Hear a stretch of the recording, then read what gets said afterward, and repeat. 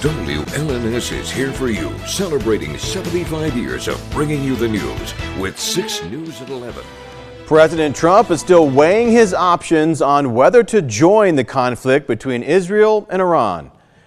It's our top story at 11. Thanks for joining us. I'm Jorma Duran. CBS News has learned President Trump approved attack plans on Iran, but still hasn't made his final decision on whether to strike and formally join Israel's air campaign in case Tehran agrees to abandon its nuclear program. While the president thinks about it, all parties seem to be bracing for an escalation. CBS News has also confirmed reports that Iran has readied missiles and equipment for strikes on U.S. bases in the region as possible retaliation. The Pentagon is also deploying more planes, with a third aircraft carrier headed to the area soon. Question for you is whether you have been asked actively to provide options for the president regarding a strike in the Middle East. My job, our job, Chairman and I, at all times is to make sure the president has options and is informed of what those options might be. President Trump is calling for the unconditional surrender of Iran, but the nation's supreme leader says Iran will never surrender. Also in Washington, the Trump administration is now ordering the 988 National Suicide and Crisis Lifeline to stop providing tailored support options to LGBTQ youth and young adults starting on July 17th. That's according to a new statement by the White House. The decision is raising alarm bells among LGBTQ+ advocates. Federal data shows the LGBTQ+ youth program has served nearly 1.3 million callers since it started in September 2022. The services were accessible under the Press 3 option on the phone or by replying PRIDE via text.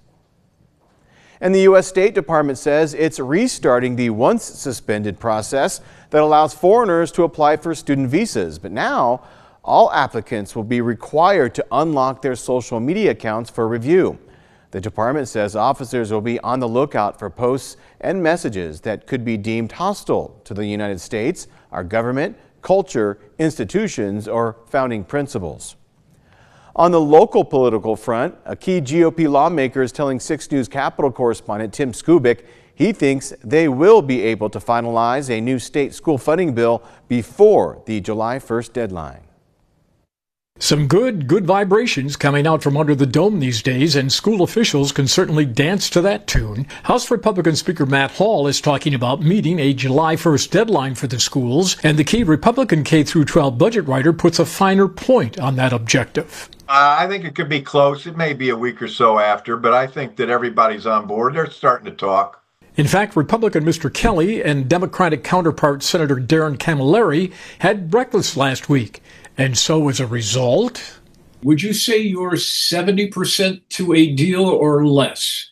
I'd say, yeah, I'd go with that.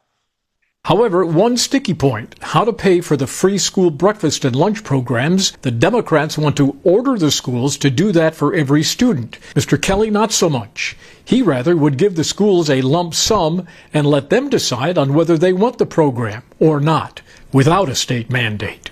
Use it the way you want to. If you're not, if you got people that want to pay, do that. If you can make it cheaper, do that, and you can bank the difference. We trust that you know what you're doing. You've told us so much. Now here's the money, no excuses. Weeks ago, the Republican speaker was saying the July 1st deadline would be missed. Now the schools have some better news to digest if this comes to fruition.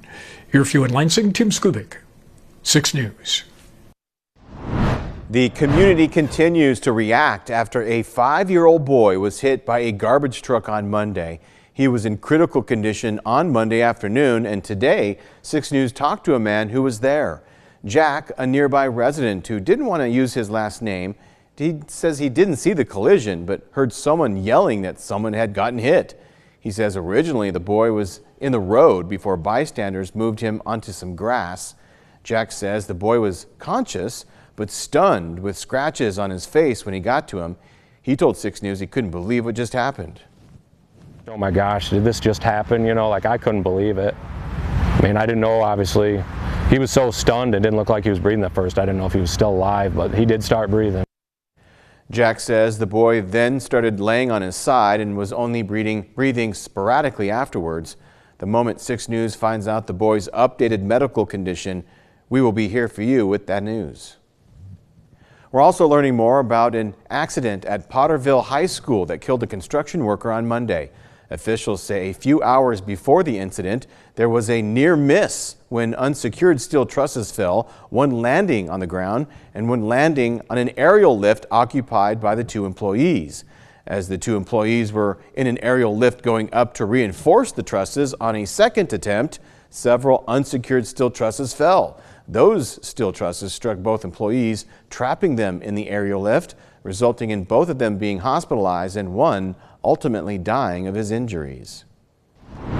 Crime Stoppers works because of your tips, and this week local authorities want your help finding 3 wanted fugitives on the run. Take a look and see if you can help. We have 3 wanted fugitives to show you, 1 for a felony warrant and 2 for misdemeanor warrants. Let's start with Tomas Alex Riojas. He's 30 years old, 5 foot 7 inches tall, and weighs 155 pounds. He has brown hair, brown eyes, and has a felony warrant for assault out of Lansing. Next, authorities want to find Daniel Earl Carter. He's 53 years old, 5 foot 7 inches tall, and weighs 160 pounds. He has blue eyes and is bald. Mr. Carter has a misdemeanor warrant for damaging property out of Lansing. Kalisha Maylin Pyron is also on the run. She's 20 years old, 5 foot 7 inches tall, and weighs 115 pounds. Pyron has black hair and brown eyes and has a misdemeanor warrant out for her for simple assault out of Lansing. And if you know anything that could help law enforcement with any of these cases, you can call Crime Stoppers at 517-483-STOP. Your information could make you eligible for a cash reward of up to $1,000. And remember, you can remain anonymous. From Storm Tracker 6, this is Weather First, sponsored by Auto Owners Insurance. Simple human sense. Well, we saw some very severe weather across the area this afternoon and this evening. We're now seeing just some rain showers moving across the area, and it's going to continue throughout the rest of the night tonight and into tomorrow morning. Let's continue to take a look at what we saw for today. We saw those heavy rain showers and those severe storms that brought lightning, hail, and even some very heavy rain, and even a few tornado warnings as well, and we're going to continue to see just these rainy conditions in the forecast. As you can see, this system is moving to the east, and we're still seeing this low pressure system right over Lake Michigan. That's going to continue to push to the east as we head throughout the rest of the night, but we can see that we have some rain showers on the other side of this that is going to bring some showers back to the forecast for tonight and early tomorrow morning. Overall, how much wind did we get? We're looking at about 31-mile-per-hour winds in Hillsdale, 41 in Jackson, and we're looking at 31 in Lansing. Battle Creek Airport, they saw about 47-mile-per-hour winds, and we're still seeing about 11-mile-per-hour winds down into Grand Ledge.